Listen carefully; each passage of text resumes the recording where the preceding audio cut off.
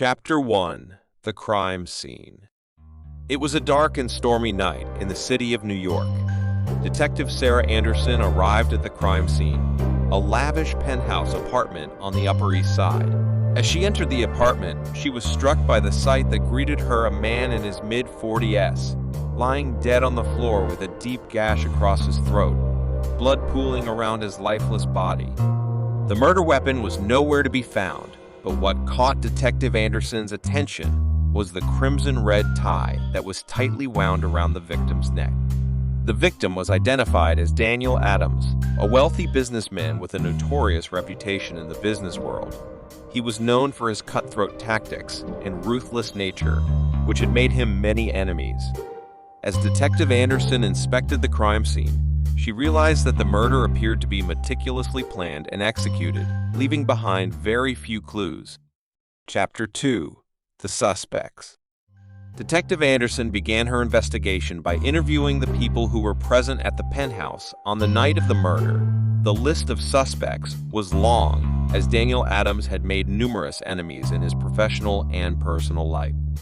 Among the suspects were his business partners, disgruntled employees, jealous rivals, and even his own family members. As Detective Anderson delved deeper into the lives of the suspects, she uncovered a web of complex relationships, hidden secrets, and deep-seated resentments. She discovered that Daniel Adams had a history of blackmailing and manipulating those around him to further his own interests. Many had motives to harm him, but the question remained: who had the opportunity and the means to carry out the murder? Chapter 3: Clues and Red Herrings. As the investigation progressed, Detective Anderson meticulously combed through the evidence, searching for clues that could lead her to the truth. She analyzed the blood spatter patterns, reviewed the surveillance footage, and examined the red tie that was used to strangle the victim. She also discovered that the tie was made of an expensive silk material, and the knot used was a specific type of knot known as the Eldridge knot, which added an intriguing twist to the case. However, the case was not without its challenges. There were several red herrings along the way, with suspects providing alibis, creating false leads, and attempting to mislead the investigation. Detective Anderson had to carefully sift through the facts and distinguish between truth and deception, while keeping her own emotions in check as she delved deeper into the dark and twisted world of the suspects. Chapter 4: Psychological Profiling. As the investigation stalled, Detective Anderson turned to psychological profiling to gain insights into the mind of the killer. She sought the help of a renowned forensic psychologist, Dr. Jonathan Davis, who specialized in understanding the motives and behaviors of criminals. Dr. Davis conducted in-depth interviews with the suspects and analyzed their psychological profiles, searching for patterns and inconsistencies. He helped Detective Anderson understand the underlying dynamics of the relationships between the suspects and their potential motivations for murder. Through his expertise, Detective Anderson began to unravel the complex psychological web that had led to the murder of Daniel Adams. Chapter 5: The Unraveling. As Detective Anderson pieced together the puzzle, she uncovered a series of hidden connections and dark secrets among the suspects. She discovered that Daniel Adams had been using his blackmailing tactics to exploit and manipulate those around him, and that several of the suspects had been pushed to their limits by his actions. In a dramatic turn of events, Detective Anderson confronted the suspects with her findings. Revealing the truth behind the murder, she uncovered a meticulously orchestrated plan where the suspects had collaborated to stage an elaborate cover-up, creating false alibis. Chapter 6: The Final Revelation. As Detective Anderson confronted the suspects with her evidence, the truth behind Daniel Adams' murder slowly unraveled. It was revealed that the suspects had carefully planned the murder together, each one playing a specific role. It was Jane, Daniel Adams' business partner, who had lured him to the penthouse on the night of the murder. She had been fed up with his constant manipulation and abuse, and she had enlisted the help of Mark, Daniel's former employee, who had a personal vendetta against him for ruining his career. Mark had strangled Daniel with the red tie, using the Eldridge knot, which he had learned from his hobby of tie-tying tutorials.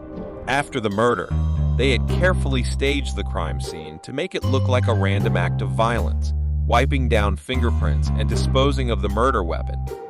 They had also enlisted the help of Sarah, Daniel's wife, who had provided a false alibi for Jane and Mark, as she too had a motive to see her husband dead due to his infidelities and mistreatment.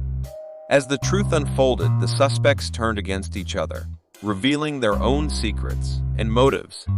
Jane confessed to her role in the murder, blaming Daniel for ruining her business and reputation. Mark also confessed, driven by his desire for revenge against Daniel for ruining his career. Sarah, in a fit of rage, confessed to knowing about the murder and providing a false alibi, but denied her direct involvement. Chapter 7. Justice Served. With the truth finally revealed, Detective Anderson arrested the three suspects for their roles in the murder of Daniel Adams. They were charged with various crimes, including conspiracy to commit murder, and obstruction of justice. In the subsequent trial, the evidence and testimonies were presented, painting a clear picture of the events leading up to the murder. The jury found Jane and Mark guilty, and they were sentenced to long prison terms. Sarah was acquitted of direct involvement in the murder, but was sentenced to a shorter term for obstruction of justice. As the trial came to an end, Detective Anderson reflected on the psychological aspects of the case. She realized that the red tie, a seemingly innocuous piece of clothing, had been used as a symbol of power and control, reflecting the deep-seated psychological motivations of the suspect. She also realized how the toxic dynamics of manipulation, abuse, and revenge had driven the suspects to commit such a heinous crime. Epilogue, closure, and reflection. With the case closed and the guilty parties brought to justice, Detective Anderson found closure. She reflected on the complexities of human behavior and the dark truths that can lie beneath the surface. She also learned the importance of psychological profiling in understanding the motives and behaviors of criminals, and how it can unravel the intricate web of lies and deceit in a case. As she packed up her files and closed the case, Detective Anderson couldn't help but feel a sense of satisfaction. The murder of Daniel Adams had been solved, but it had also revealed the dark and twisted nature of human psychology. She knew that she would carry the memories of this case with her, a reminder of the depths of human depravity, as she continued to solve crimes and seek justice in her never-ending quest as a detective. And so, the case of the Crimson Knot came to a close, leaving behind a trail of mysteries, psychological insights, and a chilling reminder that the human mind can be a dark and treacherous place. The end.